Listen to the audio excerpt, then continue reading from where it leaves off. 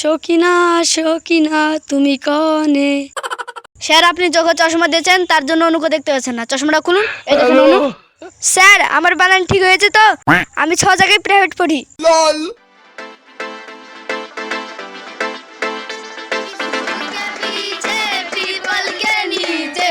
School के पीछे people के नीचे तेरा इंतजार करूंगा।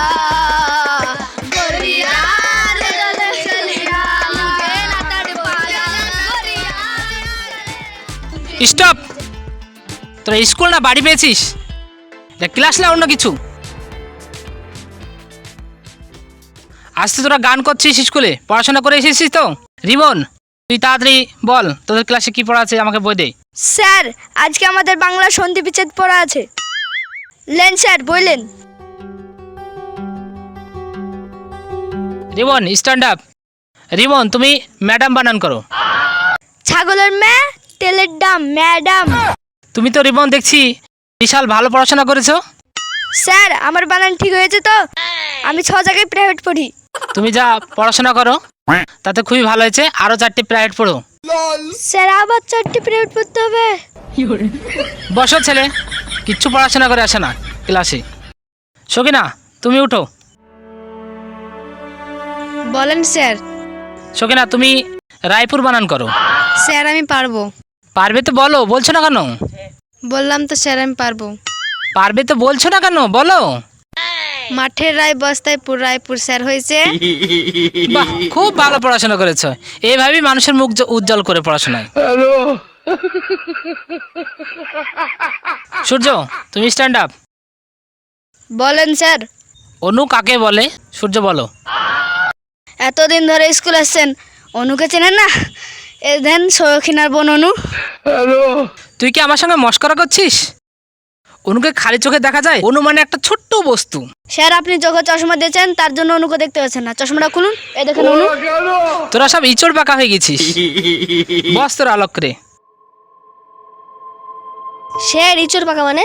তোকে আবার ইচড় পাকা খুলে বলতে হবে। বস তাড়াতাড়ি।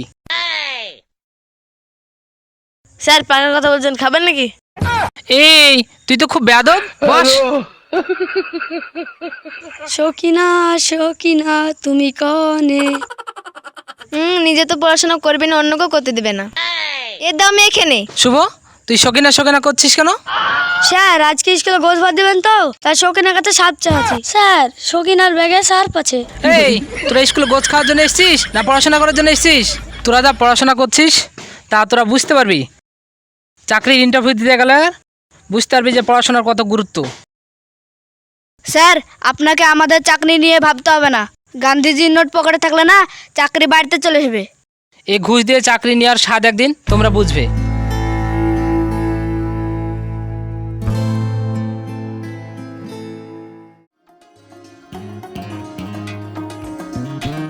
হ্যাঁ আমি ইন্টারভিউ দিতে এসে পাঠাবো। হ্যাঁ পাঠিয়ে দাও। এখানে সূর্য কে? ম্যাম আমি। যাও ভিতরে যাও তুমি।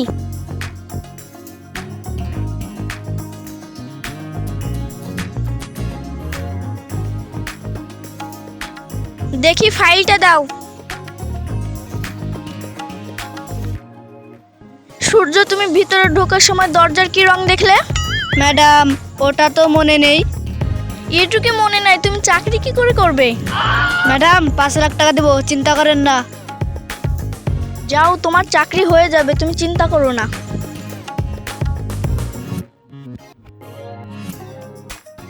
সকিনা কে আছো ভিতরে যাও।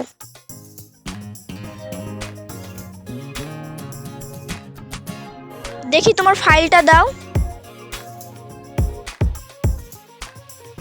তুমি যে সিঁড়ি দিয়ে আসলে সিঁড়ির ধাপি করা ছিল বলো তো? ম্যাডাম আমি তো গণিনি। তাই বললে হয়? ম্যাডাম টেনশন করেন না, 6 লাখ টাকা দিব। ঠিক আছে তোমারটা হয়ে যাবে, এখন যাও।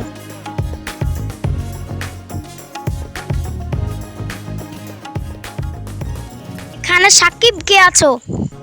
ভিতরে যাও।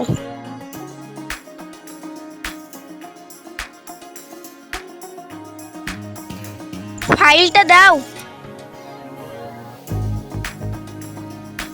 তোমাকে যে ম্যাডাম পাঠালো সে ম্যাডামের ড্রেসের রং কেমন ছিল? ম্যাডাম মনে পড়ছে না। চাকরির ইন্টারভিউ দিতে এসছো, মনে না পড়লে হবে? তাহলে কি আমার চাকরিটা হবে না?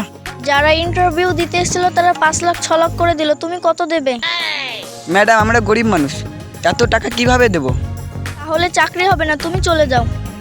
নেক্সট কে আছো?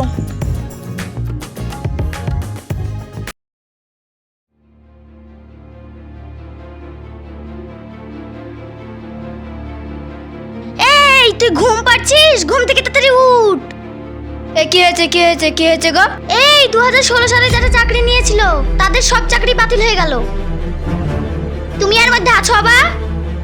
হ্যাঁ গো, আমি তো এর ভিতরে আছি। এই তুই থাক তোর বাপের বাড়ি, আমি চলবো আমার বাপের বাড়ি। এই কেন গো?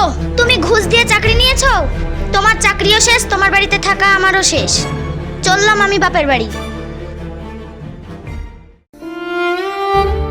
এই ঘুষ দিয়ে চাকরি নেওয়ার স্বাদ একদিন তোমরা বুঝবে।